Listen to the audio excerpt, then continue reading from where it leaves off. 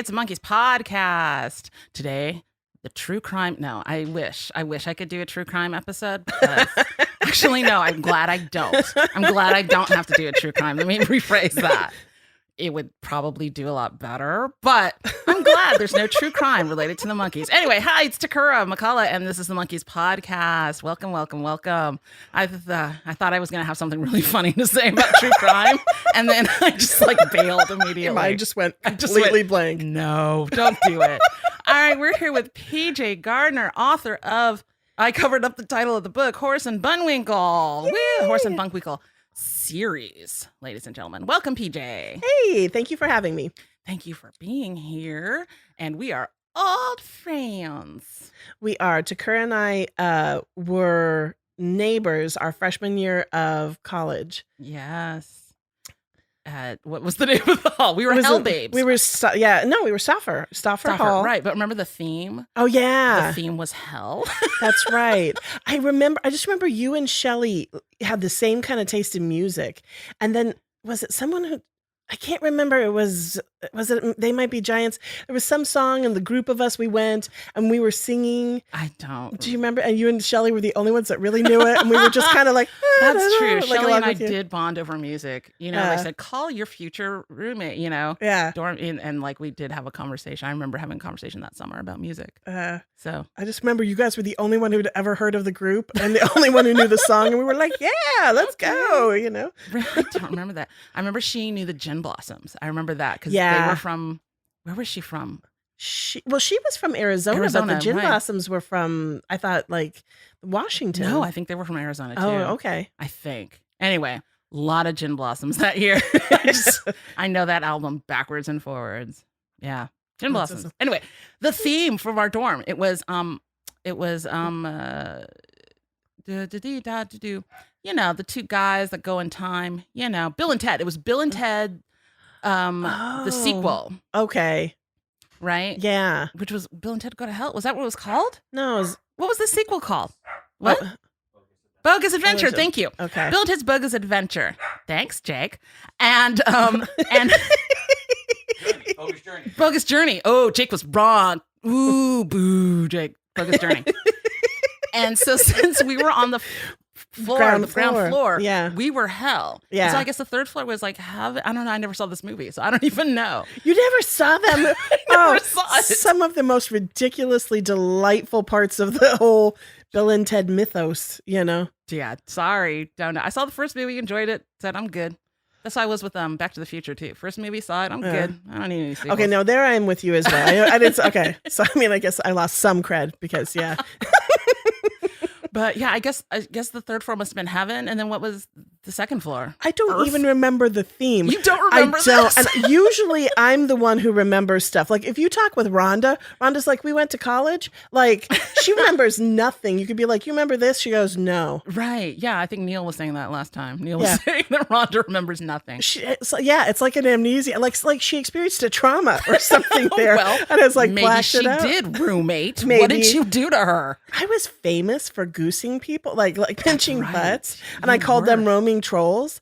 And then the whole Me Too movement started, and people were like, guys were like, do you worry about, I mean, you don't worry about what people are going to say. And I was like, and then I thought of the roaming trolls, and I was like, no, I do. I actually do. Because I'm reasonably confident that could be now considered sexual harassment. People can hear this conversation, PJ. Maybe you should be talking about this. It didn't happen. Oh, that was a fever dream. Oh, yeah. What? No, that never happened. Okay. We were just perfect angels that could see the future. In college, we knew how things were going to change. There's so much from college now that I'm like, my oldest is in college now, and I'm like, and I was like, do I tell him stuff? I was like, that's just, it's really good if he doesn't know any of that. Nah. Yeah. Later, years later. Like, oh yeah, me too. And he'll be like, what? That you can spring it on him later when he feels comfortable sharing things with you. Oh, he does. I did not know that we were that family. But we had an event last summer and he was telling us stuff and he left. And I told Neil, I was like, I guess we should be grateful he feels comfortable enough with us to tell that. But I really Aw. wish I did not know. It is a Any of good that. sign, BJ. It does mean you did a good job. I hope. Because I was traumatized after he shared. I was like, oh, really? Aw, no kids in my life. It's, I was thinking of changing my description in like Twitter and stuff because I was just like browsing. I was super bored yeah. and just looking at, followers of followers. You know what I mean? I was like, who follows this person? And I was just looking at everybody's description and everybody's mom, wife, Christ follow. Everybody is like describing their lives. Yeah. I think mine says a big lady, I think it used to say chunk queen, a big lady. That's like all mine says. It doesn't say anything about. I like yours better. The whole wife, mother, and I'm a person of faith, and I'm still like, too much. Yeah, you don't need to know everything about you. Yeah, and besides which, those are usually sort of the people that are kind of the worst. Like you're like, wow, okay. Does Jesus know you said that? Sometimes I wonder. Okay, so I have to tell you, I should probably, in case everyone listening hasn't figured it out, I have what's called a confessional nature and no filter. So this should be a lot of fun. PJ, you have a book to promote. PJ, that's you for have a children. Children's book to promote. I know what to say in front of children. Right. Yeah, kids are fun and easy that way. Not adults. You know what? You know what's a hit joke for my third graders? Huh? When we're writing on whiteboards, I have these little whiteboards and stuff. And when they don't have their own erasers at their desks, I say, "Oh, hold on, I'm gonna go get the super fancy erasers," and I just get the paper towels by the sink. They're like, Sam, oh, the fancy erasers. Oh gosh, that kills. It's a good feeling to have, just a standby joke every week. People who don't work with kids do not understand what it is like to be a rock star every day, unless you're the teacher, because then you have to actually be the disciplinarian. But when you just come in and visit, you're like, woohoo, you rile them up, and then you're like, I'm leaving. Bye. Yeah. Good luck with that. That kid in the back that's crying now. Bye. I'm out. All right. Speaking of crying, no, that's a terrible segue. What would that wouldn't make sense. No, speaking of kids in the back, I don't know. No, that's not a good segue. There's no good segue. We should just do it. All right. We're going to be watching a show, everybody. Can you guess what it is? It's a Monkees episode. It's a good one, too. Last time was a good one, but this is a good one as well, I think. This one is Monkees on the Line. We're on episode 28, directed by James Frawley, written by Gerald Gardner, Dee Caruso, and Coslow Johnson. Produced by Robert Rafelson and Bert Schneider, associate producer Ward Sylvester, a Raybert production. Believing their dearth of gigs is due to missed phone calls, the Monkees attempt to retain the services of the urgent answering service, but instead are detained as servants. Okay, that's a weird way to phrase it. Detained as, that's not how it goes down. No, that also, yeah. They got fancy on this one. Dearth is like the third word in this description. Well, detained as servants, weren't they enslaved then? I mean, isn't that like a white argument? Well, they were detained as servants. Yeah, that's a little dramatic. Oh, okay. Production notes. Monkees on the Line was filmed in February 1967. Screen Gem's original script synopsis featured an unused tag sequence in which the urgent answering service takes a message for the Monkees about a good job, but fails to write down the address of the gig. Actor Milton Frome returns in episode 57, Monkees Blow Their Minds. Oh, so there's like a little future, like, hey, this guy will show up again. Okay. Songs, Look Out, Here Comes Tomorrow by Neil Diamond. Now, wait a minute. Last episode, Songs, Look Out, Here Comes Tomorrow by Neil Diamond. Sneak preview, everybody. Next episode, Songs, Look Out, Here Comes Tomorrow by Neil Diamond. That's 3 episodes in a row where you get this Neil Diamond song. So that's a little bit lazy in post-production, if you ask me. Yeah, well, maybe. Actually, no, you know what? I lied. It's the episode after next. Okay. But still, that's a lot of Neil Diamond coming at you. Do you remember this episode, PJ Gardner, author of Horace and Bunwinkle series? I feel like I do. I feel like I do. I don't know if I ever told. Okay, I don't know if I've ever told you this story. So unlike Neil, I did not become familiar with the Monkees in my infancy because I didn't write. It was MTV, right? Uh-huh. Okay, so I binged everything like you could watch with the Monkees. So late one night, it occurs to me that Davy Jones is also like the Davy Jones locker thing, right? So in the middle of the night, it is literally 1:00 in the morning. I'm like, what if Davy Jones is dead? And this was devastating to me. I go to my because I lived with my grandparents. I go next door to their bedroom. I wake up my grandmother and I'm like, is Davy Jones the same as Davy Jones' locker? And she's like, get out of here. And I was like, no, I have to know, is he alive? And she's like, yes, leave. And then I was okay.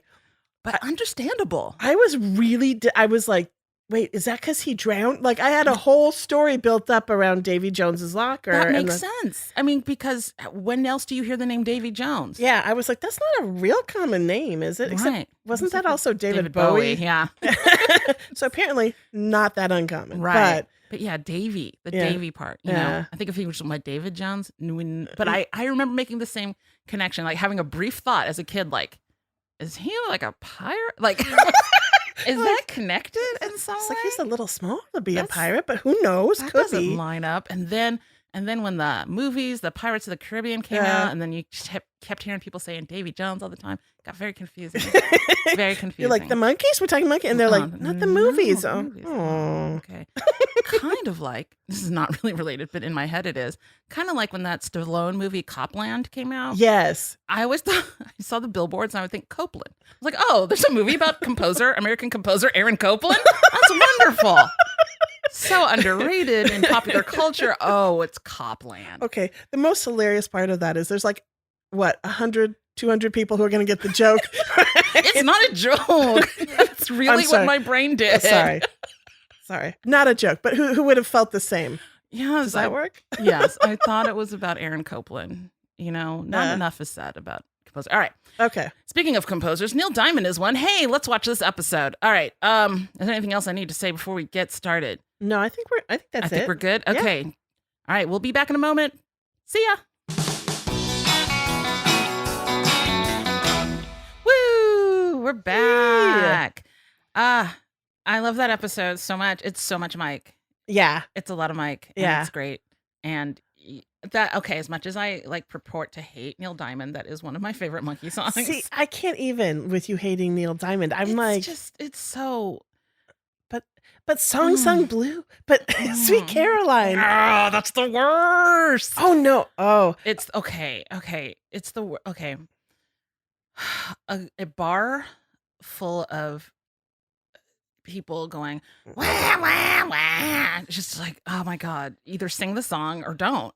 I can't with this halfway. I'm just gonna make noises. So good, so good. I hate it. Okay. I hate that. I guess then I probably shouldn't tell you that I have a story idea centered around Neil Diamond songs where each chapter heading is the title of a Neil Diamond song. That sounds wonderful. As long as I do not have to hear a bar full of drunk people screaming. Well, I mean, but one could say that for any song. I mean, like, no. Okay. No. There are specific songs. Okay. Billy Idol. Oh, what is that song? That Billy Idol cover, Moni Moni. Yeah. That's another excuse for drunk people to scream. Yeah. Yeah. No. So how do you feel about Don't Stop Believin'? That's got to be another terrible bar one. As a choir teacher, I've made my peace with that song. Oh, Let me tell you that one. Okay. Because Glee brought that song back. And then I originally loved that song. Yeah. Being a Northern California girl. Yeah. You know, I just have a deep place in my heart for any Journey song. Yeah. I spent a lot of my childhood up in my sister's bedroom when she'd finally moved out, just perfecting my Steve Perry impersonation. Oh, yeah. Right? Yeah. So, great. And then Don't Stop. Okay, that's a good song. Okay, you can stop playing that song, everybody. All right, we've had it with that song. And then I kind of hated it for a while. And then I became a choir teacher. And then it came back with Glee. And I ended up teaching it and doing it. And so I've just kind of, there's like a part of your brain that you learn to turn off as a choir teacher for how you feel about songs. Okay, that makes sense. And so I just go, click. All right, let's learn this song. Yeah, I would honestly happy never hearing that song again. But okay. But people sing it. They don't. There's not like little shouty parts to Don't Stop Believing. Oh wait, unless you're in Detroit and they're playing it at a Wings game. At least this used to be the case. I haven't followed hockey in years, but everybody would yell South Detroit. Yeah, because there's no they're like it's not East west, it's north south. Yeah, but- so they scream South Detroit, and then they're done. Yeah. But It's okay. So I have an encouragement playlist. So like when I feel down, and Don't Stop Believin' is one of my songs, because it's like publishing is a hard industry. You get rejected a lot. So when I would feel down, I would listen to this playlist, and it was on there. And the beautiful part was that it gets played on the radio. So I would, when it would come on the car, this is so embarrassing to admit, but wait a minute. I'd always feel like God was watching out for me. And he was like, you just need to hear this right now. And so Don't Stop Believin' for me is like this, it's weird, but it's like a magic song. I'm like, okay, stay the course. You've got this. Now So I feel like an asshole. no, different associations, different associations. That's all. Which has nothing to do with the Monkees. Okay, but yeah, like, all right. we should go Neil back. Diamond. Neil Diamond got us here. He leads us astray all the time, Neil. Neil Diamond, you better stop. All right, so we start off with Mike in the blue hat, one of the few occurrences of the blue wool hat. Okay, that whole ensemble, I feel I have to describe the ensemble, because I was like, I have never seen anything quite so magnificent. It is great. Not in a K-drama, because the Korean guys in the K-dramas will wear suits, and I'm like, that is a work of art. Oh, I don't know. Oh, okay, they're really good. Okay. But so Mike was wearing it was an all blue theme. So he had the blue knit cap, and then he was wearing a shirt that had this very strange pattern, and it looked like maybe it formed either leaves or strawberries. I couldn't quite tell. I don't know, kind of some kind of floral botanical pattern. And it was busy. I mean, that was busy. And then he had blue. It was white background with this blue design. Right. And then there was the blue plaid pants. Yes, Mike. And I was like, that. And then an enormous belt with a gigantic gold belt buckle. Yes. And I was like, God, the 60s were an amazing time. So good. And I believe, did the shirt have like white cuffs and a white collar? I think so, yeah. Yeah. I think so. It is an amazing ensemble. And I tell you, these Blu-rays, things the colors just leap off the screen at you. It's beautiful. Well, especially because you're right. It was rare to see him. He usually wore the red cap, right? So or green. Or green. Yeah. So yeah. It was gorgeous. That was the first thing I wrote was blue hat. So the Monkees, sweet outfit. The other Monkees are being goofy. I don't know. I can't remember I didn't see what Davey was doing. Sometimes he's doing his nails in the back. I didn't notice either. But Mickey is typing on an old-fashioned typewriter. Is a typewriter. We say it's an old-fashioned typewriter. Right. At the time it was just a typewriter. That's on Peter's lap, and Peter is bouncing his head to the pattern of the typing, and it's just silliness. And the phone is ringing, and nobody is getting the phone, and Mike is irritated, and he finally gets the phone, and they hang up, and he's like, you guys, that could have been a gig. We really need to get this together. I'll call a meeting. It's time for a house meeting. Good old house meeting with the gavel. I like when they have sometimes when they do this, it goes to like a fantasy sequence where like they're all like businessmen. It's like, oh, but this time it was just like, oh, well, I'll just sit on one side of the big table suspiciously. Well, okay. And my favorite part of the gavel, we're going to put quotes around gavel, is it was actually like it looked like a polo mallet or something. Yeah, like so big. It was so huge. And I was like, or that works. Yes, it is. Yeah, it is more of a polo mallet. You are correct. And I'm sorry, everybody. I did not get down like the whole speech that he is giving. But as he makes a point, he bangs his gavel, and like a part of the table breaks off. Clearly, jigsaw cut. Hey, stagecraft. Woo, Brian Reed. Oh, okay. Yeah. Shout out to Brian Reed. Clearly jigsawed in like some kind of wavy shape to make it look kind of like it broke, but. Yeah, so this table has clearly been pre-cut to fall away in comedic fashion. Which is also why you need the polo mallet to hit it. So he makes, I think, three points. Yeah, he has one speech. Oh, man, I used to know it. But yeah, it was like 3 times. Yeah. 3 times. Boom, one section of the table goes. The boys scoot down. He steps forward. Another part of the speech. Boom. Another section of the table is gone. The boys scoot down. He steps forward. Jake points out the other seam of the table as we're watching. And then third time, the rest of the table splits in two. So yeah, we're gonna get an answering service because they're never answering the phone. And so Mike has memorized the number of this answering service that he saw in the phone book. So he sits down, immediately starts dialing, and then has this wonderful bit where he talks about how wonderful it is to have an answering service of somebody's always there, morning, noon, or night. It's so convenient. Meanwhile, he's waiting for somebody to answer the phone. And nobody is answering, and it's so good. And I wonder, do you think that was improvised? Do you think that was written out? It's so hard to tell with the script sometimes because you're like, I don't know. So it's all seemingly to me like old vaudeville acts. Right. Like someone was like, just, what did George Burns do back in the 30s or whatever, Yes. right? I think it was scripted. Okay. I think the toss of later of the cap might have been improvised. I just feel like Mike's delivery, I don't know. Here's the thing.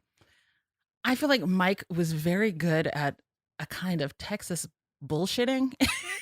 Okay, yeah. He can ramble. And I just know there were parts of this that were just Mike going. But I'm thinking maybe for a specific joke like this, they probably did write out something for him to say. But I wonder how much of it it was just, yeah. Or maybe they just like the gag with the phone. Yeah, you just keep talking, Mike. Yeah. And then we had a whole conversation about Bob Newhart and his phone bits and his special with the phone. He's genius. He's genius. Yeah, so that got us distracted. Okay. And then we're to our season 1 credits. And everybody, we are almost done with season 1. I think we have a few more episodes of these inferior opening credits. Yeah. I didn't even remember these were the opening credits for them because I was like, I think probably on MTV, they probably just use season 2 because those are the best opening credits. Well, and I mean, is it just me, but does Davey look like a zygote? I mean, I'm like, what are you, 12? He was basic. I think he was like 19. I mean, that's a young night. He looked, well, I think it's also because he was short. Yes. But I mean, like he looked baby faced in that stuff. And I was like, is he legal to work all day? No. Oh boy. Ugh. Yeah, they overworked those boys. We'll talk about that more later. Okay. Okay. So then Then we cut to the answering machine. No, those don't exist yet. Silly. Oh, by the way, young viewers, does any of this make sense to you, young listeners? Answering services, phones, people not answering, missing messages. Yeah, no. Does this compute at all? Shoot, I watched a show where they didn't even know how to use a rotary phone. This, where they're putting the actual plug in. Oh my God. Yeah, they don't know. That means nothing. I mean, the existence of an answering service. I remember that being outdated when I was a kid. Oh, yeah. By the 80s, yeah. Yeah, I was like, oh, that's weird. Yeah, because you had answering machines that were the size of, I don't know, like what is today a microwave. Right? Huge machines and like actual tapes in them that would like full-size cassette tapes. Oh my gosh. Okay, so they go to the answering service. Now I don't even remember why. I don't even remember the conversation that was had because I was distracted by the weird sign that they cut to. That is, I guess, the logo of the urgent answering service, which is like a drawing, not like a cartoon, not like a stylized fun. A drawing, almost a medical drawing of an ear over a foot. And it was like connected to the foot, wasn't it? I don't know. It was so I try not to look at it. It's so disturbing. I was like, I did look at it because I was like, I was like, did the lines go down? Is that like I don't know. And it was really a peculiar sign. It's so weird. Urgent answering service. Okay. Now the ear, I guess, yeah. Oh, I'm hearing your messages. But the foot? Speedy? Was it Speedy? But then there should be wings on the foot. Wings. That makes it fast. No, it should be wings on the ear. Well, yeah, okay. If you're gonna have a foot to indicate speed, you need to put wings on the ankle. But even better, eliminate the foot. Just put wings on an ear. Hold on, I want to clarify super quick. Are you saying that it would have been acceptable to you if there had been the ear connected to the foot, but the foot had wings on it? I would have understood that. I would have been like, oh, I see, like mythology and what's his bucket? It was fast. Was it Mercury or something? Okay, I call Huey on that one. I don't. It makes sense. Well, it makes sense. Not less ew. Okay, you're right. That ew factor would not. In fact, we would have probably had to stop so we could laugh ourselves sick if we had seen that. We're like, pause. I still think the wings. I would. Okay. Either way, it's gross, but the wings, I would have made it make a little bit of sense to me. Okay. As to why the foot was there. Okay. All right. Because a foot itself is not fast. I think we should keep going. Okay. All right. Okay. I could go more into this horrible logo. Okay. I don't know what. Again, I'm so distracted. This whole conversation was having in my head. I was having this conversation with myself as they're talking to this lady. You're like, the hell is that? And there's other signs up in there, like little like slogans and that we'll get to. But what's really funny is that like now, if you had slogans and posters up in your office, they would be like super stylized and there'd be like photographs and artwork. And here it's just like white, blank, white paper and just like black lettering, just the simplest, and like really big block lettering. Like not impact, like impact, like the font impact. It's like fact, like no pictures, no draw, nothing. And so they're talking to the lady that works there, and she was in a previous episode. She was Big Flora. That was her name. I wrote down Rosa ? She was Big Flora in one of the episodes where they were working for like a gangster restaurant, or gangster took over the restaurant, and Big Flora showed up. And she kept eating meatballs. Anyway, so Big Flora is here as did they say her character's name? They might have. I was too busy looking at her nails, and I mean, Ooh. They were very well done, and I couldn't tell if they were a little pointy, and I got, as you with the wings on the foot, I personally got caught up in, I was like, oh, did they used to do that too with the fingernails? Because I've always thought going to pointy was insane. Like I would gouge myself. And so I was like, oh, did they do that in the 60s? And then it was later. So I got caught up in a minutia. Yeah, no. Okay, so like it says her name was Dreidel, but not Dreidel, but Drehdal. But I don't even remember anybody saying her name at all in the whole episode. Like Ms. Dreidel, Miss Drudal, Miss D. Nobody says her name. She's just there. I don't know, but isn't that also kind of like, isn't that like a slightly anti-Semitic touch to naming her Dreidel? And then she's like, she goes to Jamaica. Oh, I guess. Wait till we get to that part, because I got some thoughts. Okay, so she, I don't know what they're talking about. PJ was thinking about nails. I'm thinking about foots and ears and wings. And so, we forgot what the whole conversation was about. Obviously, we are really good at this. But Ms. D, I'm just calling Ms. D. Ms. D says, oh, you boys need a job. You can work here. Peter, do you know how, she doesn't say Peter because she doesn't know his name, but do you know how to work a phone? And he picks it up all wrong and like, no one's there, so because Pete's dumb. And he's simple. Yeah, he's simple. And so she's going to offer them a job, and they don't want to for some reason. I guess they're making so much money on their own. What?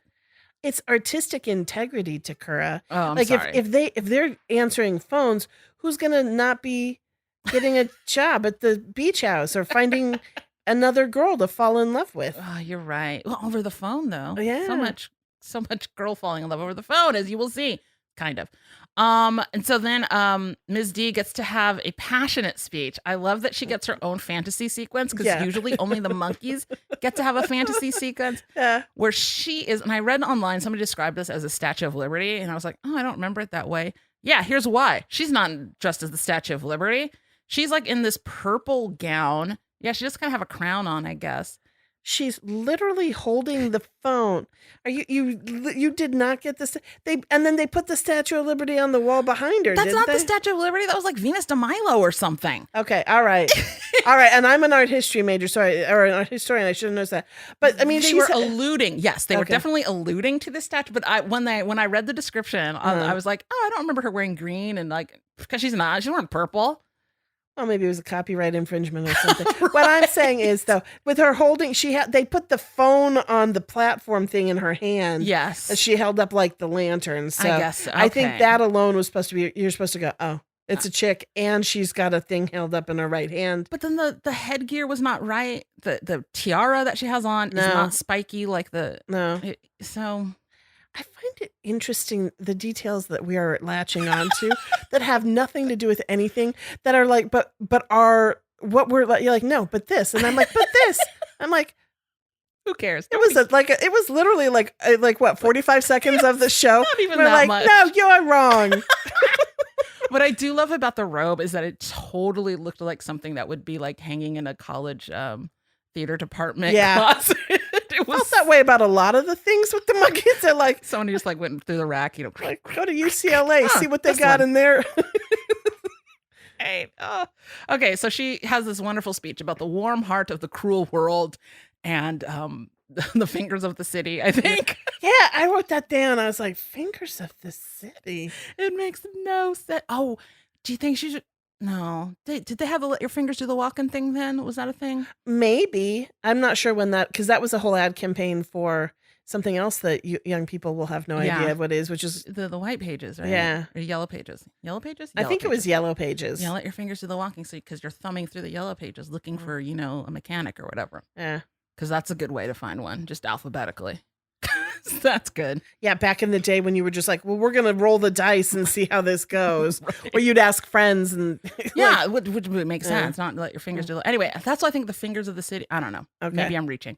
So the boys cry and accept this. They're touched. So emotional. So emotional. They're so touched by her speech that they accept it.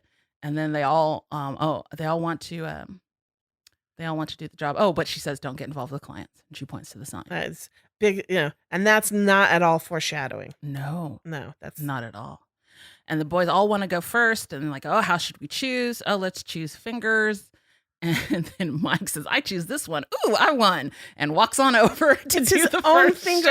I don't even understand let's choose fingers to begin with. I don't either. Like, I know there's a form of like Rochambeau where you do fingers and then you say odd.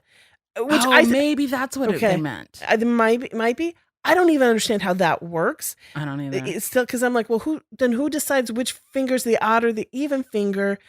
So I was confused from beginning to end, but Mike was adorable, so it worked. Yes. You're like, he gets so excited. I found one, and it's his, and he's all excited.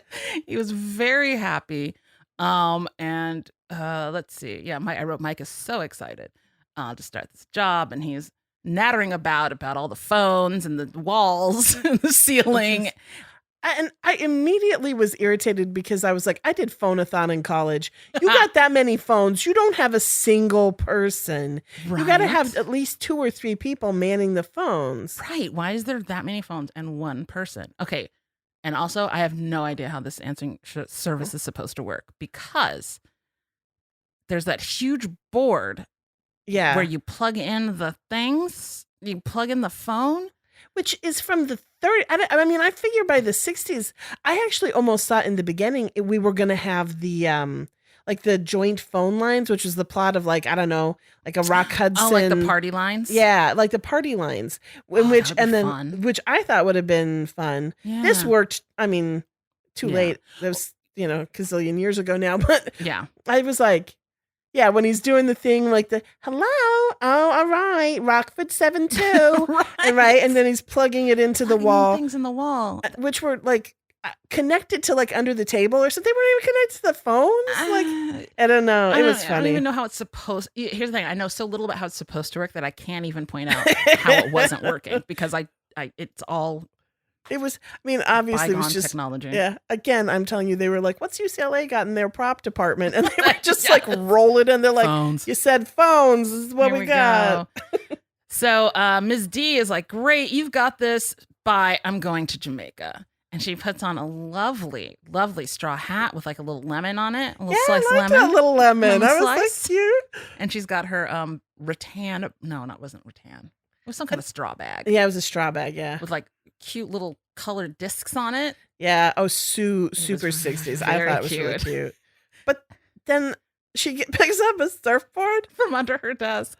And it's got like scrapes on it, and you can see white underneath. And I was like, is it styrofoam? I know. Like, I she know. picked it up pretty easily. Right? And I was like, and all I could think of was, well, cover, like, how long would it have taken you to take a red marker even and just cover over the white parts? Yeah. I don't know. She probably scraped it, pulling it out from under the desk. She probably did. Yeah. I don't know why that bugged me so much. I was like, you're not even trying to sell the illusion. Yeah. And like, is Jamaica known for surfing?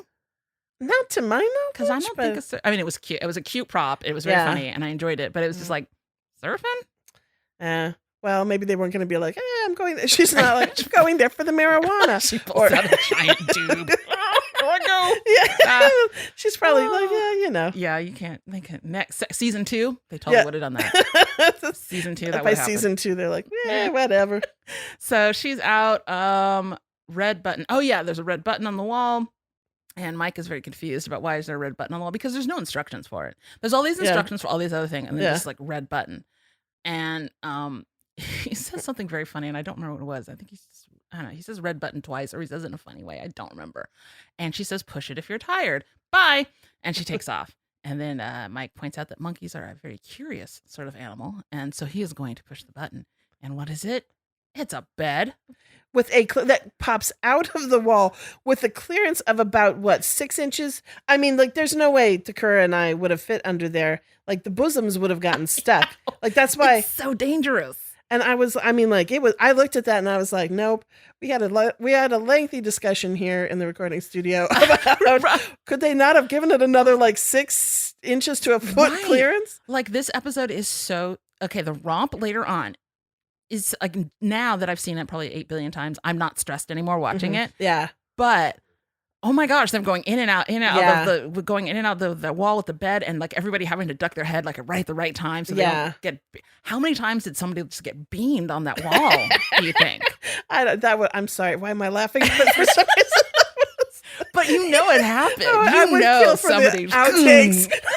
Peter tries. Shit, son of a.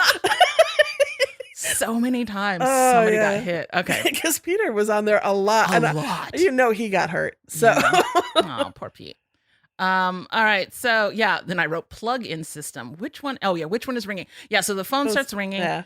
Oh, just one. And Mike is like, how do you know which one is ringing? I'm like, good question, Mike, because it doesn't even look like it's plugged in. Yeah. What's ringing? Yeah. I don't. Okay. So the whole setup was so bizarre. I don't understand it. And then we get Ellen Farnsby, who I love Ellen Farnsby, and she is so terribly alone. She is saying the most depressing, horrible things on the phone. And then we cut to her, and she's got poison and the knife and the gun on the table in front of her. Oh, just a tiny vial of poison? Just like a little... That was a moonshine jug. Wait. That was a Carlo Rossi cheap bottle of gallon of wine. Do you remember like those gallons of wine? It's like so much poison. It's clearly labeled too, so you could know poison. And then like a little bottle of pink pills. Yeah. And labeled pills. Poison. It's so good. Oh, it's delightful. So much poison.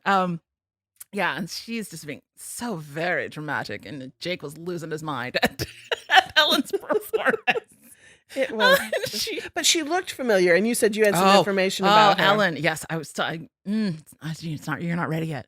Okay, all right. All right, so she can't go on, and then Mike starts getting other calls as he's trying to comfort Ellen, and it has a cute little cutting back and forth between Ellen going hello, and then back to the service, and ring, ring, ring, and chaos and tangled cords. That's why you need the phones, because tangled cords are comedy gold. Oh, they are. They are. Tangled cords. Hello, who's this? What? Hello, is anybody there? What? Oh, it's chaos. And then Mike is just like passed out on the table. I guess the boys have come back. Yeah. And Mike has been into a tizzy, and he's passed out, and they're all in doctor. Okay, and the phones are no longer on the table. I don't even know where the phones are. Or are they? And he's got a couple of them in his hands? I don't. But like the table is clear of phones. Yeah, some of the phones are still there, but mostly it's Mike. There wouldn't have been enough room for Mike and all the phones. Right. So weird. So Mike is passed out on the table. Without his hat, by the way. This is an important detail. That's right. Yeah, no hat. And their boys are in their little doctor scrubs trying to decide what to do, and then they just spray him with seltzer water because that's Mike says, don't do that. Don't do that. Which is a callback to episode, which is Monkey versus Machine, which had the comedic stylings of "I'm so sorry, I keep forgetting your name." but he was the one that started the "Don't do that," and the Monkees have constantly called back to that episode. Oh my gosh, so funny. So don't do that. I read online, somebody's like, "Oh, Mike's face is dry when he says don't do that." Not it. No, it's not. No, the magic of Blu-ray. I'm like, nope, that face is wet. You are wrong. Trivia person online. Well, you are wrong. His face is quite wet. Do you know what it reminds me of? Okay, I'm going to throw out some art history. Okay. It reminds me of like, so you can't tell because the quality of the video is so bad, right? Mm-hmm. But now you can because you have Blu-ray. It reminds me, for years, the Sistine Ceiling, right? Mm-hmm. People wrote color theory about Michelangelo, and then they cleaned it, and it was just filthy. And then the colors were super vibrant. And you're like, I mean, hundreds of years worth of scholarship just gone out the window, like, and ridiculous because now you could see it, and then you're like, oh, so and so is so done now. And in the academic circles, of which 10 people in the world care. Wow, I had no idea. Oh yeah, it's delightful. It was. Oh, I just man. and it was really controversial though, not like this, because it was a technique that had really only been tested one time before, and they're like, why would you choose that then for the Sistine Ceiling? But that is a whole different topic. Interesting. But it did remind me of that, where people, you're like, oh, that changes everything. Yeah, this face is wet. They didn't mess that up. It's like, that was correct. Oh wow, I went back in my notes. Hold on. Dr. Bitzelter. Oh yeah, and Mike pops up on the table, panicked look in his eyes, hair still immaculate, just a perfect swoop. I mean, just that swoop is perfection. Yeah. And he's gonna go save Ellen Farnsby, and they try to figure out like who she is, where, and does he even know her name at that point? I don't think he knows her name until they find the card, right? No, that's right, because he's just looking for the right hole, the connection, right? She's in there. Oh, she must be really skinny. Thanks, Mickey. But and then they find the card. Actually, they're all looking for the card, and Mike immediately grabs the card and walks away. And the boys they're still like throwing cards in the air. He's like, it's not here. And he's like, right, because I have it. It's right here. I got it. And he finds Ellen Farnsby, and he immediately takes Mickey to go save her. And then he says, wait a minute, where's my hat? Can I have my hat? And then somebody tosses him his hat from off screen, and he says, thank you. And Mickey's like, what? And he's like, oh, wardrobe. Yeah, it was really a nice breaking of the fourth wall in a way, yes, right? Yes. But also, I love that it goes back to me, that idea, and I don't remember if you've talked about it multiple times, because I know you talked about it with Neil, that Mickey and Mike are mom and dad. Yes. Right? Yes, they are. So the two responsible ones are going to go take care of the girl trying to kill herself. And then you leave Mutt and Jeff. You leave you leave the two, like, incompetent Davey's ones. gonna fall in love with somebody, and then Peter's gonna fall in a lake or something. Yeah, you know? like it would literally be if I left my dogs in charge of it. It's like, no, the dogs got it. They're good. Yeah, they did not think that one through. And so where they leave, and then Davey and Peter are like, yeah, it's gonna be real easy. It's so quiet. Oh no! And all the ringing happens, and then we get fast motion.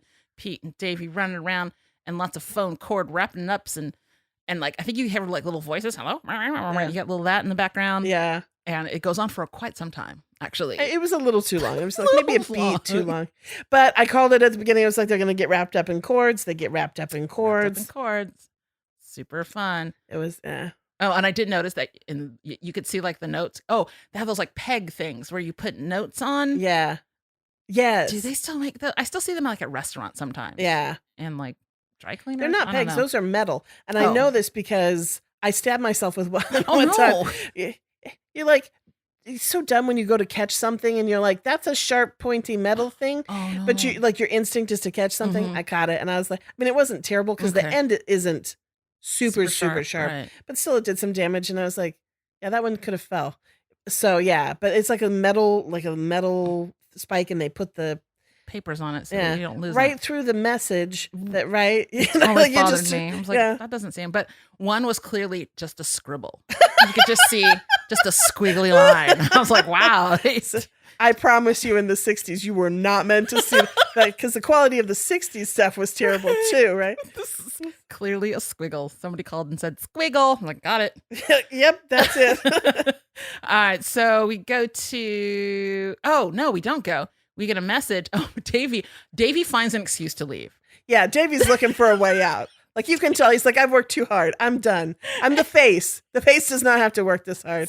So he picks up a message, says, "Oh, here's a message from Mr. Smith from Zelda baby. Love, love, love, urgent. I better go take it to him." What? Yeah. And he plays it off really, like he's really serious about it. And I was like, but I'm waiting for him to wink at the audience. No. Like so that we know, but there's none. There's no wink. And I was like, this is feeling kind of like, maybe he really believes that. No, I don't know. I don't think he so. just wants an excuse to leave. Oh yeah, I don't blame him. So he goes to, there's the man shaving, and I guess we find out later he's a policeman. Yeah. Did he have like the pants on or something? No, Or he just well, I'm not even sure you could tell, but he shows up, right? The guy's shaving. Mm-hmm. You got the stereotypical fishmonger wife, right? Yes. Who's wearing the pink bathrobe and the big curlers Yeah. and the shower cap over the curlers, which probably was a whole wig set. You know what I mean? Yeah.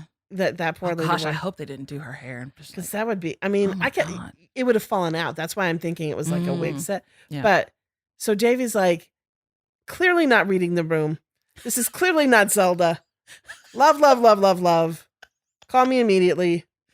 Which could, I mean, at that point you're like, Davey, just walk away. yeah, like why that's not Zelda. Take a good look. She would not have had to call you. Why are you delivering this message? And so that immediately turns into chasing, good old fashioned chasing through the apartment into the hallway. They go into the apartment. They go into the apartment or do they go? Or do they go? No, they go. They have to go in because when they come, they're coming towards the camera. Right. Mhm. No, because we're looking. They went to the- into the neighbor's apartment. Oh, that's Okay, it. they go. Thanks, Okay, They went into the neighbor's apartment. yeah, because that's the best part. Because I kept thinking that's Zelda. So obviously, a gorgeous young woman with a towel wrapped around her head Yeah. and the bathrobe wrapped around her comes running out, and then Davey makes this leering face, and I was like, and I wrote literally, speaking of sexual harassment, Right.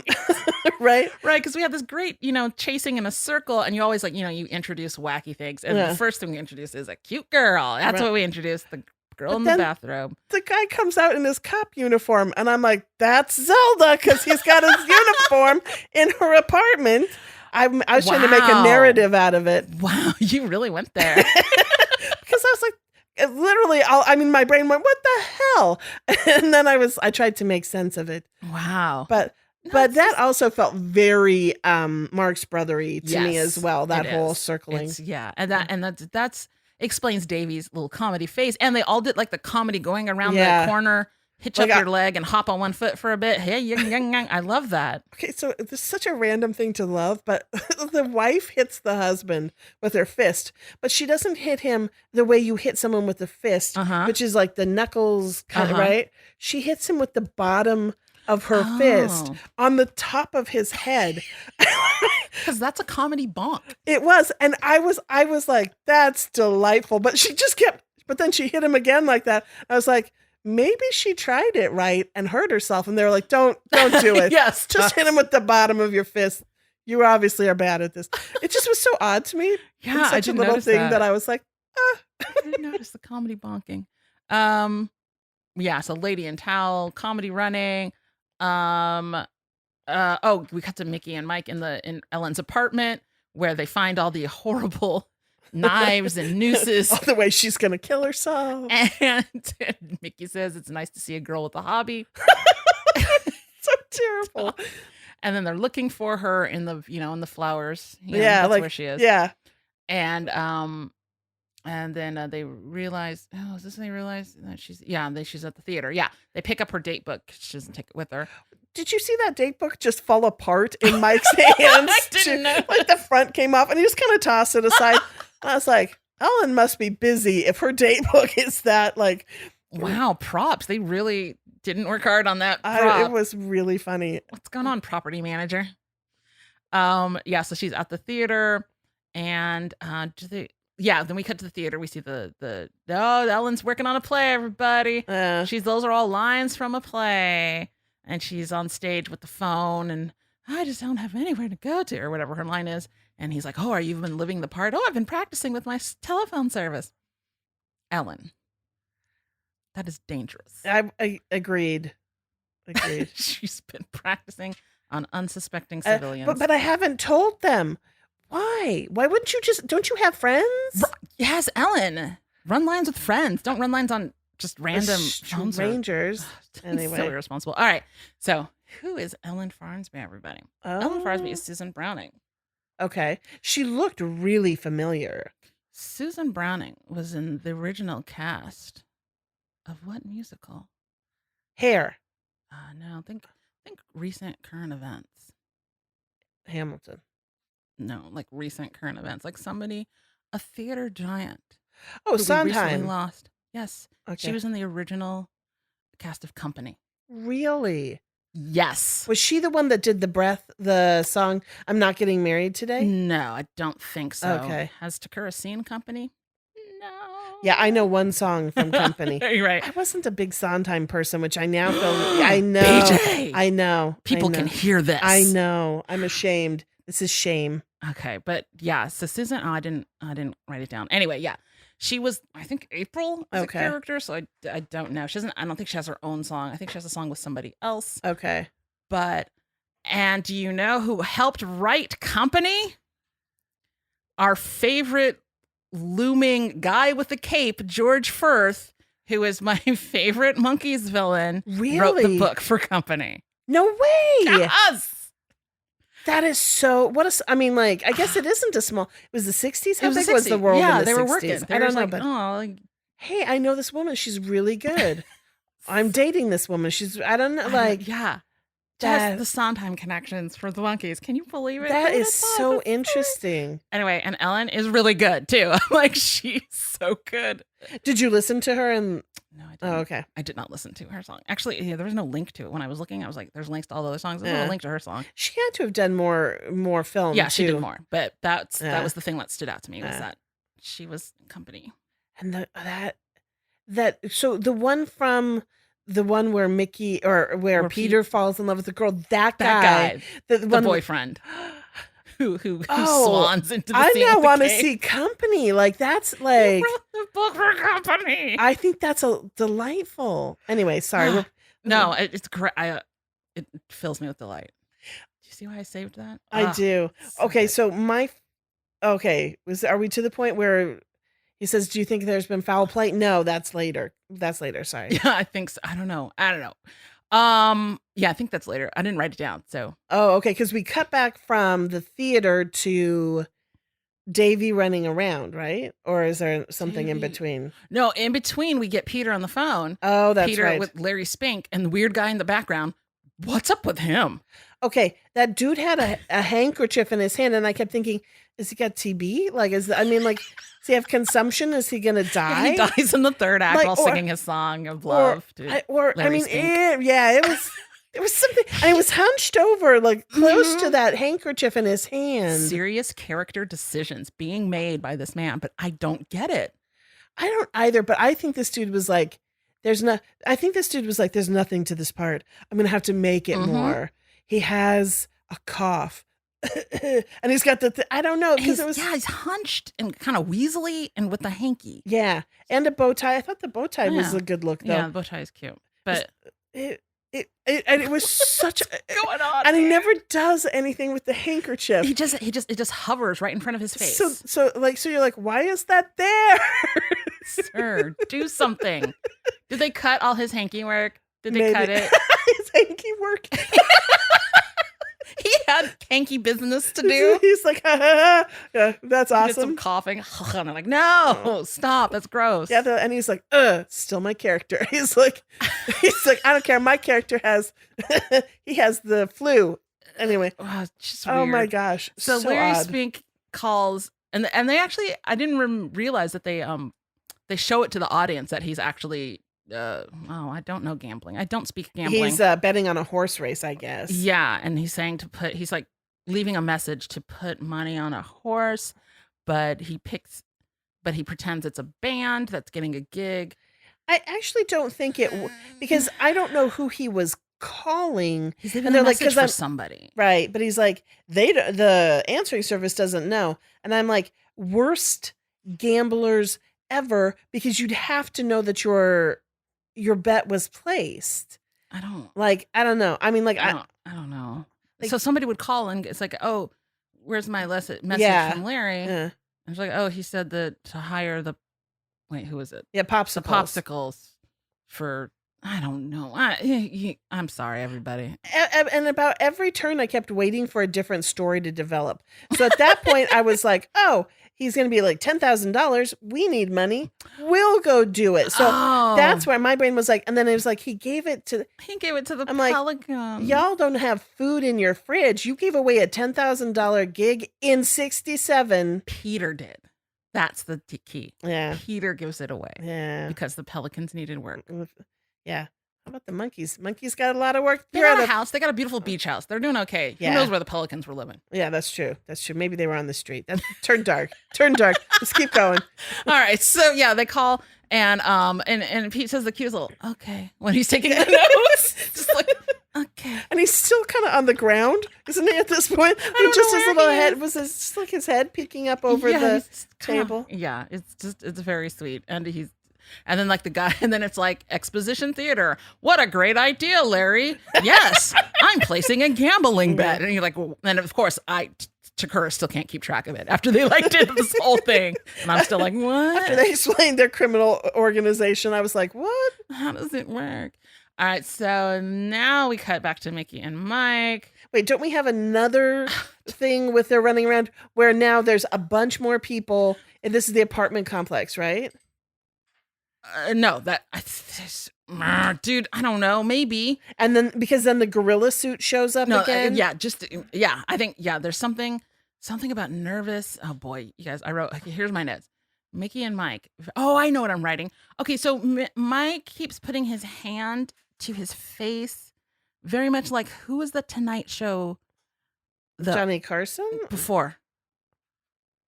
Steve Allen, Jack Benny. Okay. He does very Jack Benny things. Yeah, okay, I gotcha.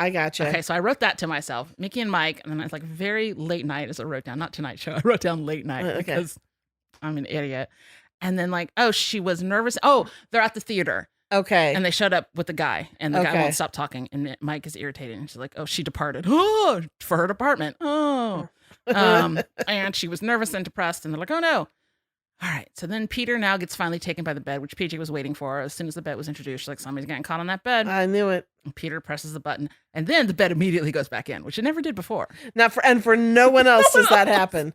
Just Peter. Don't ask too many questions. Just go with it. And then now, yes, and now we have extra people in the chase in the apartment. Oh, okay. I jumped ahead. No, shoot, it's okay. It got kind of muddled. It's a lot. This episode is a lot. It really was. It's a very madcap. So who's been added to the chase now? Oh, everybody. I just remember the gorilla suit, and I was like, I was like, they must. Every episode, they're like, we got a gorilla suit. How can we use it this episode? Right. Put him in the chase. So there's a torch runner. Yeah. There's a torch runner. There's a football player. The wife is there. Davy, the girl, and a gorilla. And the husband and the husband, cop's still there, right. yeah. And then they all go into the apartment, and then Davy stumbles out. Yeah. With the torch and a towel. And it's like, oh, what happened in there, Davy? What's going on in there? That's very strange.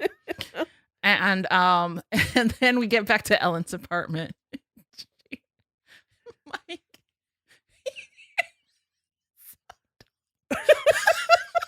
Mike like knocks on the door. I don't even know. And she answers the door, sees how it poses dramatically on the door with a noose around her neck and says, Jeffrey. It's like, I'm not Jeffrey, but she has a noose. She does. She's wearing the noose very casually. She has a beautiful green sweater on, everybody. Beautiful green sweater. Her hair, that can't be her hair. They put like pieces in there or something, right? Because she's got a lot of hair. She did have a lot of hair. And a nice headband, bangs. And see, I'm wondering if that's a wig as well. Yeah, it has to be a wig. But because I think at the end it was a wig as well. Yeah, definitely. The updo at the end is definitely a wig. But Jeffrey. Jeffrey. I'd forgotten the Jeffrey. The noose around the neck, just like, wow. Well, just wow. Because then Mike goes in and he calls or something. he's trying to save her. But then he winds up on the phone with... Because, the boys call him. That's why he ends up on the phone. Because they can't find Peter. Right? And she's in the background with the noose around her neck, but looking at the chandelier. And right. So Mike is like trying to talk her out of committing suicide. He's delivering messages. He has messages all in his shirt. Which was, I don't know, kind of a favorite part of mine, because it was like he's just pulling these papers out of like through the buttons in the shirt. And that a lot on the show. A lot of papers are stored in shirts. It's just it was so funny. But the whole point where he's talking on the phone and she's looking at that chandelier and she's clearly going to throw the rope over the chandelier. But the chandelier is literally 2 feet, if that. So low. Like maybe 6 inches higher. I mean, and she was, I don't know, like I thought Mike was going to hit it with his head. Right. It was that low. So low. It's like, oh, I know what you're going to do. Yeah. And you're like, I was like, what was she going to do, on her knees? There was no way she was going to. He closes the window to save her from jumping out the window, and claims he doesn't want any condors flying in. Yeah. God. Yeah, we had a whole thing about condor. There's the knife and the pills and running around the table. There's before the phone rings. Just running around the table. And then she turns around and just says, Jeffrey! Scares Mike. And I love it so much. It's so stupid, but it makes me laugh. And then, that's when they call. And then Mickey is also on the phone. Yeah. Like, no, it's Davey who's called, but like Mickey has another phone and they're both talking and it's not plugged into anything. Yeah. He's also having a conversation with Mike, but then every once in a while he's like, Mickey says, what did he say? Because he obviously can't hear. It's so dumb, and I enjoyed it so much. It's so funny. And then they finally find Peter, and they find him, and he's like asleep or in a trance, or something is wrong with Peter, and he keeps speaking nonsense. And then they get him to wake up, and then they just put him back. They just press the button. It's like, go back. Those are friends. That is good friendship right there. They just put him back. I don't know what to do with you. Go back in the wall. So we go back to Mike and Ellen, and Mike is trying to give Ellen a pep talk, and he's like, I know sometimes it feels like we're just all going in circles. Cut to the chase, continuing in the apartment without Davey. Yeah. Everybody's costumes are mixed up. Chase is still going. Yeah. Dumb, but fun.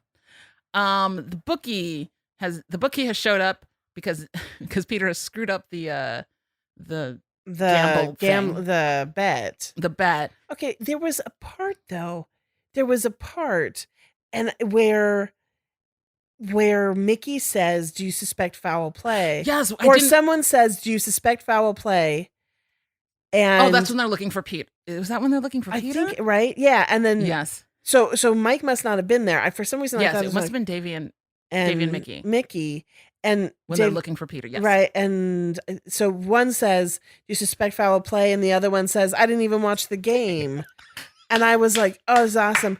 And then they're doing the running around, and I was like, all I could think of was Scooby-Doo with the whole thing. I was like, yes. And that's part of why I loved this show, because it's just so Scooby-Doo sometimes. It was delightful. But the foul play, I was like, that's a good one. Yes. So good. I remembered it. And I was like, I'm not going to. So good. Oh, no. Neil Sorry. Diamond, get out of here. So the bookie and like Handkerchief Man have showed up to pull guns on the boys. And I wrote down, what's he doing with Handkerchief? That's what I did too. Because he's got the gun in his left hand, but he's still got he's still hunched over and he got the handkerchief close to his mouth. Right. And I was like, that is not menacing. It's creepy, but it's not menacing. Creepy and confusing. Yeah. So confusing. So weird. So, so he's confronting him and like, I was doing this with the thing, they explain the whole money thing again. Yeah. And then they figure, and then Peter's like, how did it mess up? And then Peter looks all guilty and he switched the bet to the Pelicans. But you know what I will say about that? Mm-hmm. I really liked that it was deliberate, because I really thought they were going to make Peter incompetent. Oh, yeah. Right. Rather than that Peter's good-hearted. Yes. Right. And that was...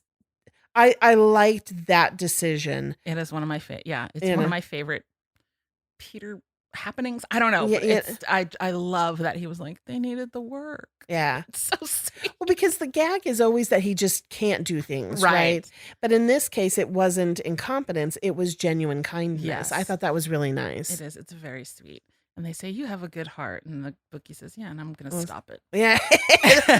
Not gonna lie, good line. Yeah. I was like, that is a good line. That was good. Mike makes Ellen promise to do nothing until tomorrow. That's the end of that scene. Yeah. I mean, like nothing else happened there, really. Yeah. Somebody, what? Oh, yeah. So then the bookies are like saying, well, you owe us $90,000 now because Yeah. that's how much we're out. And the boys go, oh, is that? Oh, okay. And they start emptying their pockets, and there's like a top and some jacks and like a die. Yeah, Dice. there was one thing in there that I focused on that I never figured out what it was. And I was so focused on that, I kind of missed what happened next. I think that's a top. Oh, was it a top? That's Okay. the big bulbous thing that Yeah. looked like a pen. Yeah. Maybe it was a pen. But I thought, I seem to remember that being a kind of top. I don't know. That was the whole thing. I was like, the hell was that? and then again, it was later in the show, and I'm like, I missed it. Yeah, they were counting up how much money they have. They have like $8.12. And Pete offers 2 buttons because that's got to be worth at least 5 cents. Yeah. And- That was brilliant too. That's got to be worth 5 cents.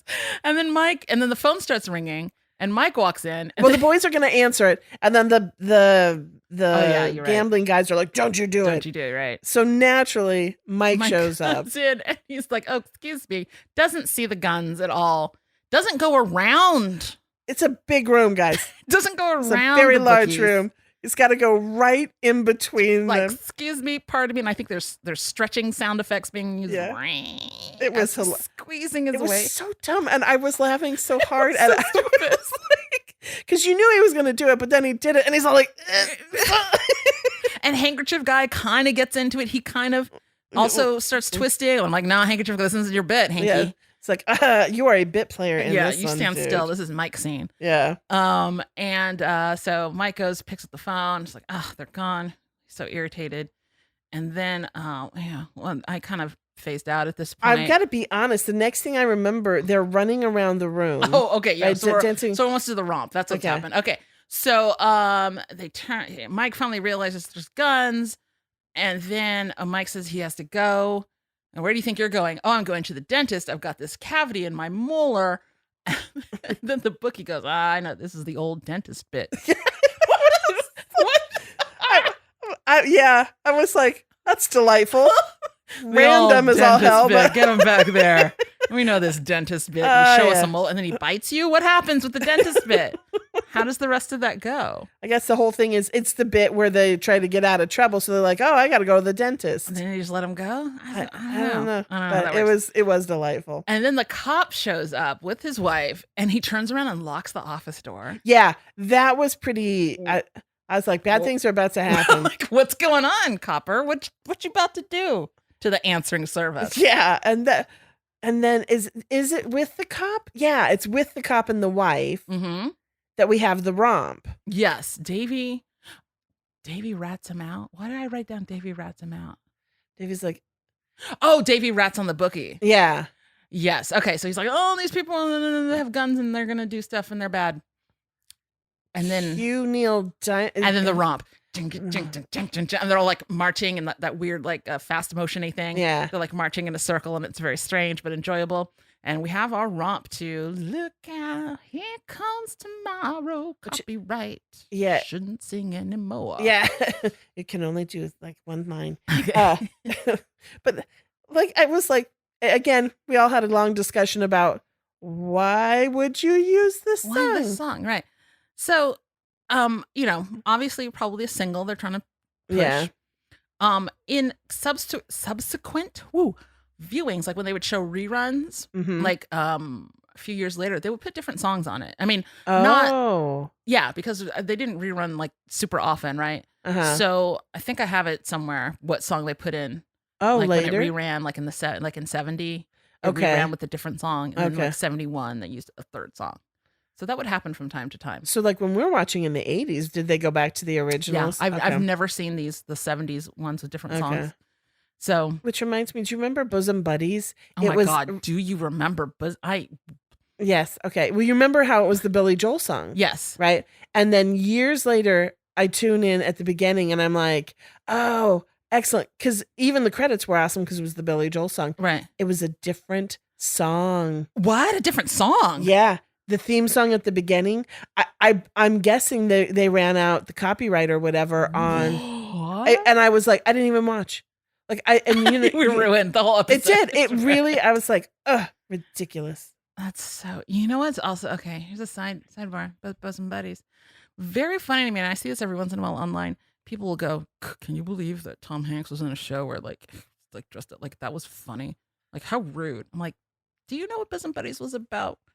They weren't making fun of. No, they were. Yeah, they were just trying to get a place to live. And by the way, it has always been comedic gold for men to dress up as women. And I maintain that the joke of the show was not look at these dudes dressed up as girls. That was a part of it. Yeah. But I it's just weird. I guess, I mean, I can't take myself out of knowing what Bosom Buddies is. I guess if I didn't know what Bosom Buddies was, and you were just and I saw that today, I'd be like, what the heck is this terrible show? Yeah. But it was nice and sweet, wasn't it? I don't remember it being I really remember they were desperate for it. And also Kit, that was, oh my God, did I know his name? Kit had a huge crush on Kip. Okay. Okay. So Kip had that huge crush on the blonde. Mm-hmm. And so right and that sunny. Oh, so you know about it much better than I do. But I just remember, and I remember being like, I don't remember the joke. I mean, the joke is that they're in drag, but they're not making fun of women, and they're not making light of it at all. It's just it's a plot device. Yeah, that's what I always thought. You just see that every once in a while. People are like, "What?" I'm like, "Yeah." I always was disturbed that they didn't have better wigs and better clothes because I'm like, why are they dressed up as 40-year-old women when they are clearly in their 20s? Yeah, the whole thing was ridiculous, but it was delightful.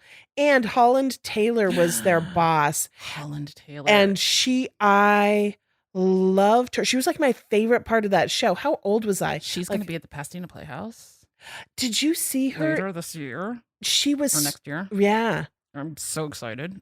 She was in an episode. Oh, we should talk about this afterwards. Okay, yeah. Sorry. All right, back to the. Sorry, back to the Monkees. Sorry. All right. Because now we get to the giant phone. Giant phone that is as big as almost as big as the room, and we're like, and Jake's like, it's like that was a waste of budget, and I'm like, no, that existed already, and someone was like, throw it in. I know. I saw something about the giant phone, and I don't know if I can find it, but. Yes, that giant green phone, and like at a really good like 60s green too. Yeah. It's not quite avocado, not quite 70s green. No, it was mashed pea green, like boiled pea green, really. And you were like, oh, because avocado green at least like popped. This was like did not pop. Oh, okay. Wait, so see here. Oh, here we go. The huge green phone, which appeared at the end. Oh, it was just reused in their movie Head. Okay. I don't know where it came from. Yeah, or they did spend on the budget, and they're like, "Damn, we got to reuse this." That, yeah. Like, 2 years later, they're like, next year, we could have paid writers to write a better episode, or we can make that phone. Nah, it's the phone. The phone sells it. Giant phone, yeah. Oh yeah. So people are being wrapped up in cords. The wife is bonking people on the head. Yeah, with a no. I thought she had a roll. I mean, at one point didn't she have a roller? She does not hit him with the rolling pin. She has a purse now. Yeah, that she hits him with, and I was like, oh. Nice switch. Yeah. I can't believe I was like that. I was like, she put her rolling pin down and got her purse to go down to the answering service. At one point, like one of the bookie guys like grabs the purse and hits her. Mm-hmm. And I'm like, not funny, dude. Yeah. And wife hitting you, funny. Yeah. You hitting wife, not funny. No, you have to be very careful with that stuff. And I was like, I can't. I'm surprised I'm not surprised they let that in. But it was 67. They would have let anything. But notice he only did it once. Yeah. They were like, nope, don't do that again. Good enough. Moving on. Yeah, I think they trapped them with the giant phone. Oh, and the best part is, because we're over here. There's I forgot about the bed going in and out. Yeah, and they're all like, and then in different combinations they're in there. And then sometimes they're caught up in the phone cords on the bed going in and out of the wall. Yeah. But then the whole thing, we're all like, why would they use Here Comes Tomorrow, right? And then it ends I love you Yes. with the wife and the husband standing together. And they're smiling at each other right at the I love you part. And I was like, well done for a song that had no place in that scenario. Well done. So good. Yes, it was very cute and they were very sweet. And then so wait, another Mr. Oh, okay, I don't know what I wrote there. Another Mr. Smith. That's what it is. Yeah. So Davey's like, sorry, it was for another Mr. Smith. Which, by the way, at no point in any of this did he look up another thing. So this is just a lie so that this cop will leave them alone. Right. Davey is full of lies this episode. Oh, he is. Lies. And do you want to talk about his shirt? Davey's shirt?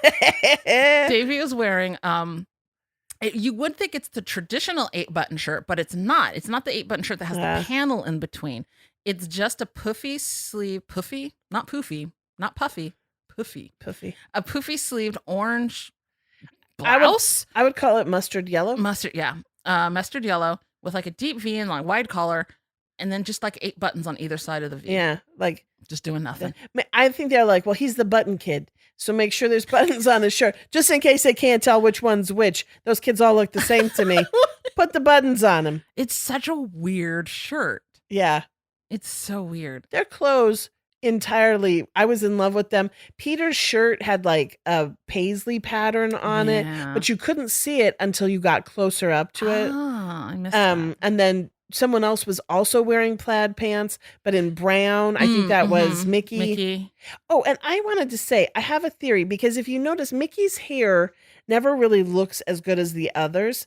True. I think Mickey has naturally curly hair. Truth. Okay. What is it? Yes. Okay. That is true. And they tried to straighten it. And by the end of this first season, you can see his hair is fighting that straightener. Oh my God. It was frizzy. Yes. And I was like, you're destroying this poor guy's hair. Just let it be curly. He does not look like the other guys. Yeah. His hair is fighting back so hard. Oh, it was funny. Poor but dude. also their hair was like, I'm like, how much product is in that? Because both Davy and Peter's hair like was perfect, like that perfect page boy. I was like, it's absolutely perfect. It was beautiful. Yes. Sorry. It's impressive. No, don't apologize. Okay. Don't apologize for talking about how beautiful their hair is. Their hair is gorgeous. it was shiny, really very shiny. I was like, and I like try to imagine, like every single time they stopped, just a team just runs up and just, like, fixes their hair. Just help kill the ozone with that 1967 hairspray. Shh. Yeah. Yeah. Just shine, so shiny. And then, okay, I enjoyed this part. I think I'm the only person that enjoyed this part. So the wife is like sweet talking. I knew you wouldn't cheat on me, Poopsie, or whatever. Yeah. And then they leave, and I don't know, the cop says something, and then Mickey like says bye, Poopsie, or whatever. And the wife turns and looks at Mickey like, you messing with my man? Like, she is so angry. She is so suspicious. It delighted me. I was like, oh man, Mickey, you said the wrong thing. She's about to That's a kick serious your butt. woman right there. Oh, it's that stare. And then you and Jake punched up the line there. You were convinced that it should have been officer. Was you saying it was? Jake was really good. Yeah, and it was Officer Poopsie. Yeah, was the right line. Yeah, but I never noticed that before. That look that she gives Mickey for calling her husband Poopsie. So good. And then Mike brags about how his masculinity helped save Ellen. Yeah. And they make the jokes so we don't have to, right? Don't they? Yeah, it's just like, oh yeah, I can't remember how it worked. Like, oh, she's gonna do it tomorrow then. Yeah. So then, until tomorrow. So she's gonna jump out that window tomorrow. It was funny. It was funny. Okay, okay. Having a whole comedic episode about suicide is a little weird. Okay, because I wanted to talk about that too. I had some thoughts. But we got to probably get to the end of the. So let's wrap this up and we'll talk about it. And then somebody, is it Davey, says, oh, I think you were hung up on her, is what they say. Yeah, right? I think you're a little hung up on her. Mike's like, oh, she was so sad, so depressed, so poor. Yeah, yeah. Where's this going? I mean, it's setting up a joke. But without that joke, you're like, what are you talking about, Mike? And by the way, her apartment was nice. It had a chandelier. Right? She was not that poor. No, she was not poor. It's so strange. But she was so sad, so very sad. And then Ellen comes in a mink and diamonds and a beautiful updo. Yeah. Which had something weird going on with the bangs. Like it had been, I swear I didn't was, notice. I swear to God, it had been gray at one point because the bangs were odd. But yeah, she comes in. The show has not premiered. I'm waiting for them to say the show has premiered like in the course of the hour that all of this is supposedly taking place, right? Yes, because this is all in one day. Right? Yeah. And then, but she comes in with this, and there's no explanation for why she suddenly. Oh, it was so great, though. No, I think she says the premiere. She does. I swear she talks about how like the play is open and she's such a success. Okay, maybe I missed it because that I don't know because I was listening really hard for it though because I was like that isn't even money doesn't come in that quickly. It does for Ellen Farnsby, and I think Mike says Miss Farnsby when she comes in, which is very cute. She should have called him Jeffrey at that point. Like that would have been thank you, Jeffrey.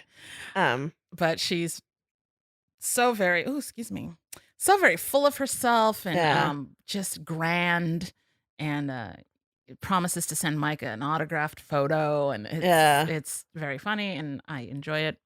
And I think she says ta-ta at some point.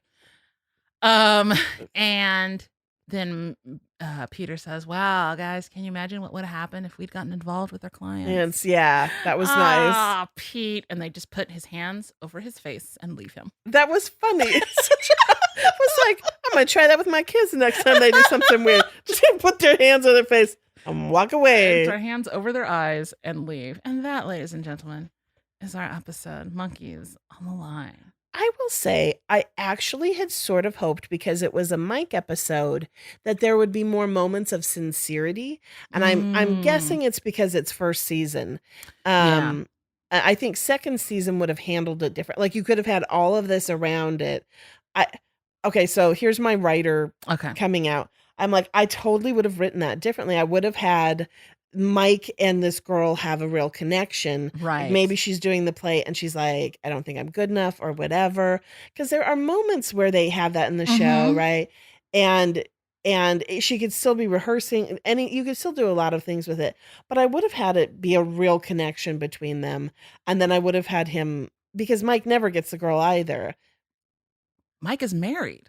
Oh, so in real life. Yeah, and I think they were very hesitant to give him any romance. So that's why I think he got this kind of iffy relationship with Ellen. Okay. I think it's because I was looking for some sincerity. And Mike's usually the one that pulls that off. I'm thinking of later. With the harp. Yes. In fact, I was going to tell you, if you don't have someone already lined up for that episode, that is my favorite episode. So good. I was like, I'd come back for okay, I'll keep you in mind. It's my favorite episode. Devil versus Peter Tork. So I was like, I kept hoping for that kind of connection, but that makes sense if they're like, Mike's married. Yeah. Let's not get into anything weird. Yeah, it's funny. They did not. I mean, like every once in a while they'll let, like I think in the second season he does get to kiss. Well, a girl kisses him. Okay. Maybe he does get to kiss. I don't remember him kissing anybody in this first season at all. And that's fine too. You know what I mean? Like that's fine too. But it was like, I mean, like I said, I would have written it a certain way, which is actually the writer's cry. Well, I would have written it differently. I'm pretty sure there is fanfic that couples them up. Yeah. Yeah. Because I don't know. I would have liked it. But I also, so, which is a total segue. Segue into my books because what? You've written a book. I've written 2 books. Oh, wow. I've actually written several books, but 2 have been published. 2 whole books. But because they're lighthearted and they're for kids, I think there's a lot of you're cautious about how much you want to do serious stuff now, and also tone because I'm funny. I'm a weirdo. So like, I'm like talking animals, of course. Right. Also, I don't know if you guys know this, but I can tell if an animal is a hero, a villain, or a sidekick. It is one of my favorite things ever. And just so you know, capybaras are evil. Just, I want to put that out there. I love it. But so when That's why they're staring. Right. They're plotting things. Yeah. Like they're just, nobody that placid isn't evil on the inside. Stuff's going on, interior life. But so, with my books that are geared towards kids, right? I try to add an element that is serious, where there's an emotional arc for the characters. Right. So in the first one, Horace doesn't like that they've moved. Mhm. In the second one, the piglet has PTSD from an experience in book 1. And so, and Oh. it's about the arc, Mhm. that emotional arc for the characters. So there was this part of me that was like, oh, they're kind of going to do something. And I love that idea that you can have serious moments in comedy Right. and that both can work. Like you can make that tone work.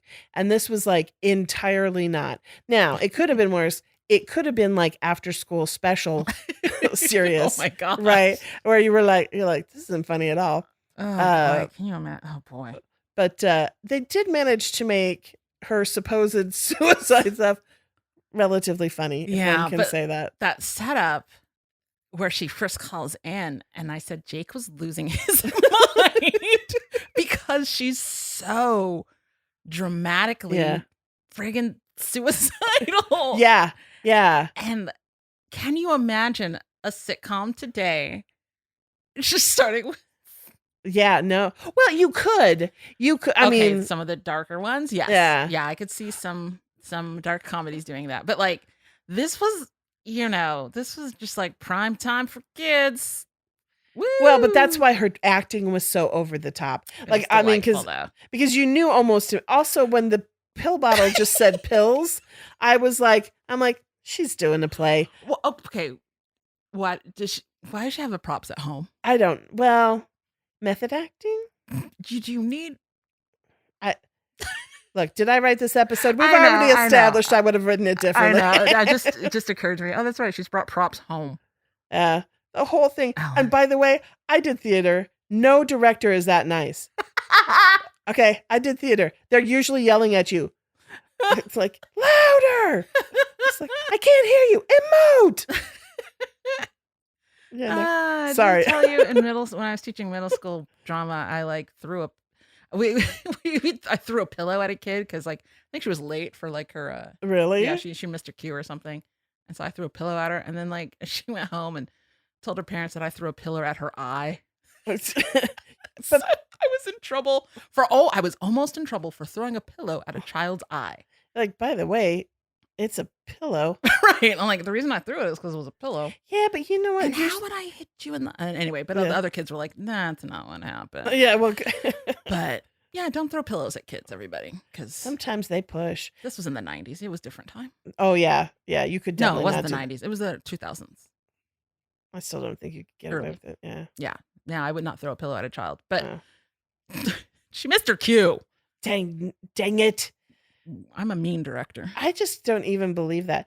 Tekurah she's this like marshmallow. No, you are like creme brulee. Oh. You give off this kind of like tough exterior shell, cold, like, but you're really gooey on the inside. You're just a giggling, delightful person. Also, Tekurah rivals only Alan Rickman can put more disdain on a comment. Only Alan Rickman. Oh, I was just surlier when I was younger. Oh I'm my not God. that surly now. Tekurah would say stuff in college, and you were like, I don't know if I'm allowed to laugh at that because I sort of think she'll kill me, but maybe not. But that was the funniest thing I've ever heard. You were so dry. Sometimes it was amazing. Yeah, I was going through stuff. It was Sorry. It's okay.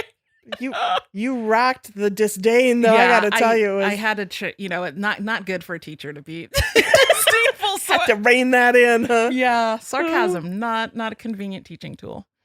Yeah, no. By the way, I have a theory. Okay. Men who put sarcasm in their dating profiles, Uh-huh. they're just mean. Yeah. Oh, yeah. Like, Yeah. I speak sarcastic. No, you're just a mean. That's like when person. someone advocates radical honesty. You're like, Mm. yeah, that's just you being mean. Yeah, you're mean. Okay, we're so far off topic now. By the way, we've gone so long, the timer Oh, we did stopped. it again. I was going to try not to do that this time. Well, I don't know. The Schweitzers are my husband Neil was here a few weeks ago. We are talkative people. I'm so sorry, ladies and gentlemen, and boys and girls, and people beyond the binary. I'm so sorry that we've talked for so long. Okay. This was delightful. We were charming. Yes, you enjoyed this. You're welcome. Yeah, I told you it. It's true. Okay, it is time to play. Ooh, yeah. What's it called? Park. Okay. Coffee. Shins. bank. I do it in a different order every time. Okay. All right. So which monkey would you go to the park with? Peter. Of course. Okay. Tell us why. I feel like he's a puppy, He and he would just like meet people and talk to people, and then people would be like, "Is that your Peter Tork?" And I'd be like, "It is my Peter Tork. He's adorable, isn't he?" Yes. Okay. Which monkey would you have coffee with? Mike. Mike always feels like a coffee guy, like you have a serious conversation Yeah. with. Yeah. Good. Which one are you kicking in the shins? I'm gonna do Mickey Shock. only because everybody does Davy. And also I had such a huge crush on Davy when I was a kid that I'm like, I gotta. Okay, so you're robbing a bank then with Davy. Oh, that's the worst decision ever. only thing worse would have been to rob the bank with Peter. Well, no, I mean, maybe he'll do a soft shoe. Ooh, and distract them. I just yanked on the headphones here. Yeah, so maybe. Well, we didn't say it was going to be a successful bank robbery. That's true. I'm just going to do it with Davy and see what happens. See what happens. I mean, I guess I could handle jail. Yeah, you'll be okay. You'll be okay. All right. Okay. So PJ Gardner, you told us a little bit about your books. Mm-hmm. So where can we find? The books are available wherever books are sold, but they're Amazon, Barnes and Noble. If you want to support your local indiebound.com is the best place to go. But if you want a signed copy, Once Upon a Time bookstore, children's bookstore I want to say it's in Montrose, California, has signed copies. And that's... Where can we find you online? I'm at pjgardnerschweitzer.com, and I'm on Twitter and Instagram.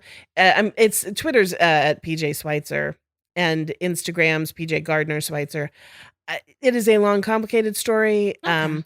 But my tone for adult books is entirely different than my tone for children's books. Okay, And my gotcha. agent was like, "You don't want that mixed up." So Interesting. that's why I've got a million I names. did not know that. That is nice to know. Yeah. All right. Well, again, you enjoyed this, so I will not apologize. Oh, we had for the and length. if of this nothing else, you episode. got to listen to the two of us laugh like goofballs for a while. Yes. So that has been the Monkees podcast. I'm sure I forgot to say something, but now I feel so embarrassed for going so long that I'm just wrapping it up. I really was going to be like making fun of Neil too. I was like, you went way long. I think this is actually longer than Neil's. Like, that's really terrible. I'm so sorry. I'm so sorry. Okay. The Monkees podcast, subscribe, leave a rating and review on Apple Podcasts. Yeah, I'm out of reviews to read. I went to check and there are no new ones, so get on it. Find us on all social media at Monkees Podcast. Support the show by getting official podcast merch at dragonwagonshop.com. That's going to do it for us. We got to get out of here. Yeah. Thank you. Thank you for having me. Thank you so much for joining me and for a little reunion, a little college reunion happening. It was. Here. It was great. It was great. So, Horace and Bunwinkle, one of the best books I have ever read in my life. Oh, that makes me feel so good. So good. All right. Bye, everybody. We'll see you next time. Bye. Bye. Bye. Internet! I'm Coy Jandro, a Bostonian who loves pop culture, comic books, and people. And I host Coycast. It's a podcast about all those things. If it fits in on a con floor, we talk about it on Coycast. Myself and producer Jake do previews, reviews, deep dives, and tinfoil hat theories about everything from movies, TV, and the comic books themselves. I also like to dish out comic recommendations from my 100+ pull list a week so you know what's best to buy. So join us, True Believer, on Coycast.com or wherever you're listening to this podcast right now.